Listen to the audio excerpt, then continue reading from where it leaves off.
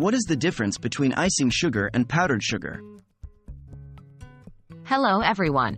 Today we're here to tackle a question that often comes up in the baking world. What's the difference between icing sugar and powdered sugar? Let's start by saying that both are essentially types of sugar that are ground to a fine powder. However, there are a few differences between them that might affect your baking. Let's delve into these differences. What is icing sugar? Icing sugar, also known as confectioner's sugar, is a finely ground sugar commonly used in icing, frosting, and other sweet desserts. Icing sugar usually contains an anti-caking agent, such as cornstarch or tricalcium phosphate, which makes up about 3% of the total weight.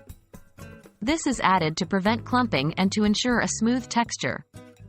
Due to its fine texture, icing sugar easily dissolves and blends into other ingredients, making it the perfect choice for smooth and creamy frostings. What is powdered sugar? On the other hand, powdered sugar is also a finely ground sugar. While the names icing sugar and powdered sugar are often used interchangeably in recipes, in some regions, powdered sugar refers to a pure, finely ground sugar without any added anti-caking agents. This means it might clump together more easily than icing sugar, especially when exposed to moisture. However, in many places and contexts, the terms are identical in meaning and can be used interchangeably. When to use which? Knowing the difference between the two, you might ask when to use icing sugar and when to use powdered sugar. In general, if a recipe specifically calls for icing sugar, it's seeking the smoothness and anti-caking properties that come from the cornstarch.